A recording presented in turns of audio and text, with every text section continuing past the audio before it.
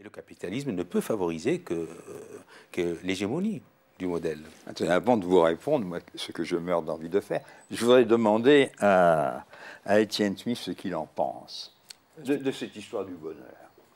Bah, je suis assez d'accord. Est-ce que c'est universaliste? Non, mais chaque société pourra définir comme elle veut son bien commun et son idée du bonheur. Mais je suis assez d'accord avec ce que vous venez de dire sur l'idée qu'il y a une espèce d'universalisme des intestins, qui est l'universalisme global qu'on a à l'heure actuelle, au détriment de l'universel spirituel ou des valeurs, etc., qui, effectivement, est à déplorer. Donc, mais moi, je trouve qu'on pourrait encore revenir, je ne veux pas faire toujours la propagande sangorienne, mais on devrait revenir à ce que Sangor et Césaire appelaient le banquet de l'universel. L'idée qu'il y a du donner et du recevoir, chacun doit venir avec quelque chose sur la table, chacun doit apporter quelque chose. Et c'est pour répondre à la question que vous posiez sur est-ce que toutes les sociétés sont capables de produire de l'universel? Moi, je pense que oui. À partir du moment où elles ont une conception justement de la justice et une conception du bonheur, et que c'est la façon dont l'universel les traite qui, dans une dialectique, fait qu'elles se replient ou non sur elles-mêmes et ne développent pas ce potentiel qu'elles ont en elles-mêmes. Et c'est pas en elles-mêmes qu'elles sont incapables de produire de l'universel, c'est que la façon dont l'universel les traite produit ou non ce repli. Là, nous revenons à la discussion antérieure, qui me satisfaisait plus d'ailleurs. Notre discussion antérieure est arrivée à dire ceci qui, moi, me semble très intéressant, relativement nouveau, je veux dire, dans le débat, qui est que une société ne peut avoir accès à l'universel que si elle reconnaît la possibilité et le droit pour toute autre société ou culture d'accéder aussi à l'universel par d'autres chemins, mais d'autres chemins est une chose, et il faut bien quand même qu'il y ait un contenu de l'universel. Alors, là, nous revenons à la discussion actuelle et vous introduisez une idée que moi, je n'ai pas du tout, mais pourquoi pas, c'est pas un argument, qui est l'idée du bonheur. Moi, parce que je vous donne mon point de vue, pour moi, l'universel, j'essaye de limiter l'universel pour pas qu'on dise manger du beurre ou manger de l'huile, c'est l'universel. Ben, non. Alors, pour moi, l'universel, c'est deux choses. C'est l'universel de la raison.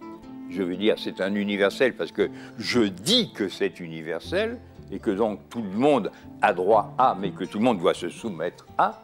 Je veux dire, on ne fait pas de la science de différentes manières. Et de l'autre part, et c'est là où le bas blesse ou ne blesse pas, mais en tout cas où il y a problème, moi je dis c'est les droits de l'homme.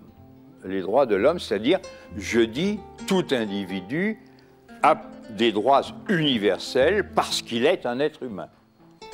Quel que soit, alors que ça prenne des formes, que ça prenne des chemins, 1000 fois d'accord, mais pour moi, du point de vue intérieur, ce sont les deux jambes, pour moi, de l'universalisme. C'est-à-dire, appelons ça la raison, je préfère dire la raison plutôt que la science, la raison et les droits de l'homme.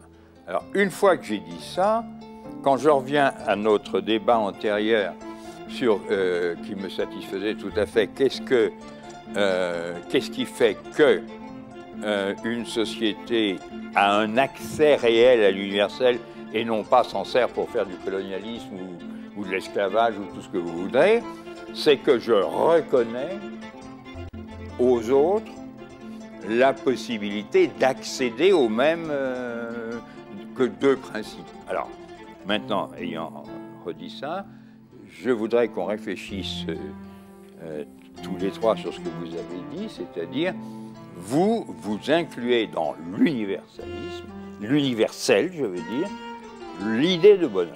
Et vous n'êtes pas le premier, c'est une idée très répandue depuis les Grecs, enfin depuis Socrate ou en tout cas Platon. Mais est-ce que vous partagez cette même idée? Ensuite, je vous dirai pourquoi moi je ne la partage pas. Mais ça ne veut pas dire que j'ai raison, mais pourquoi je ne la partage pas? D'ailleurs, je me permettrais de dire que à peine aviez-vous introduit l'idée de bonheur que vous avez montré sa dégradation en consumisme ou consumérisme, comme vous voudrez, et marchand. Bon. Parce qu'on dit je suis libre de consommer, mais ça veut dire aussi, moi, si je travaille pour des grands magasins ou que sais-je, vous savez très bien que je peux prévoir votre consommation. Ce n'est pas l'idée du bonheur qui non. C'est le modernisme, c'est l'idée d'un modernisme qui a sacralisé l'homme au détriment de la vocation de l'homme, à savoir propager, vivre un bonheur commun, propager un bonheur commun. Et c'est ce qui a fait que l'homme s'est limité à l'idée de la jouissance, à l'idée de l'intérêt qui est fondatrice dans le capitalisme, fondatrice dans la modernité capitaliste. Cette idée-là était bien présente tout à fait avant le capitalisme. Et les rois ou les empereurs accumulaient les ressources, et il y avait des esclaves, et il y avait des propriétaires, et tout ce qu'on voudra. Je préfère revenir à votre mot de bonheur. Oui, allez-y. Est-ce que vous diriez qu'on peut définir le bonheur, ou à quelles conditions, sous quelle forme on peut définir le bonheur de manière à ce qu'il ne soit pas réduit à des expressions sociales, économiques qui sont à la fois appauvries et biaisées, si je peux dire. Qu'est-ce qui vous fait... Moi, je trouve ça passionnant comme problème. C'est un grand problème classique de philosophie, si vous voulez. Qu'est-ce qui vous fait dire à l'un ou à l'autre, vous, je ne sais pas trop si vous allez d'un côté ou de l'autre, mais qu'est-ce qui vous fait dire, vous d'abord, qui introduisez le thème, qu'est-ce qui vous fait dire que le thème du bonheur, au-delà du thème de la jouissance, du plaisir, de l'argent, de l'intérêt, de tout ce qu'on voudra, de la comparaison des niveaux, enfin tout ce que nous connaissons par cœur, qu'est-ce qui vous fait dire que le bonheur est un élément indispensable à une définition de l'universel, et que par conséquent, on doit pouvoir dire que tous les hommes ou toutes les cultures et toutes les sociétés humaines s'accordent en fait, au-delà de la diversité des conceptions, s'entendent pour dire que le bonheur est, si je peux dire, pour parler comme Saint-Just, qui disait le bonheur est une idée nouvelle, et on parlait du droit au bonheur. Est-ce que vous pensez que faire monter, si je peux dire, l'idée de bonheur à ce niveau qui est le même que celui de la raison ou des droits de l'homme est une chose indispensable et qui a des fondements aussi solides? Ou est-ce que, par exemple, vous diriez, pour prendre un exemple quand même très important, que les grandes religions ont toujours aussi une dimension mystique ou ascétique, quelle qu'elle soit, et qui, en tout cas pour le monde musulman, chrétien, le monde bouddhiste, etc., et que donc il y a une soumission dans les religions ou dans les cultures religieuses, qu'il y a une soumission à un ordre supérieur, quel qu'il soit, et quoi qu'on en pense, c'est pas le problème. Mais qu'est-ce qui fait que vous dites à ces gens-là quand même, vous avez le droit, vous avez, si je peux dire, le devoir d'être heureux, ou en tout cas de défendre l'idée de bonheur.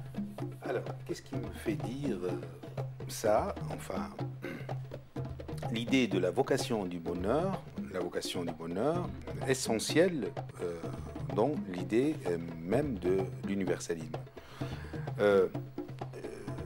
Je pense que l'idée d'universel, du bonheur doit être intimement liée à l'idée de la vertu. Alors que l'idée de la... Ça, c'est romain. Romain, oui, d'accord. Mais c'est musulman aussi. On le retrouve chez Farabi, Avicenne, Averroès, etc., mais avec une autre manière de penser. Alors qu'aujourd'hui, l'universel d'aujourd'hui se réfère à la valeur. La valeur a pris la place de la vertu. La vertu, c'est de croire en la dignité de l'homme, c'est-à-dire dans l'esprit de l'homme, dans le droit de l'homme d'exister, avec sa raison et non pas son raisonnement, justement. Là aussi, il faut qu'on se mette d'accord sur les limites entre raison interne, non, je veux dire, la raison, fondamentale, la raison et le raisonnement ou la raison idéologique. Non, je dis la raison, c'est-à-dire la capacité de la capacité démontrer. voilà.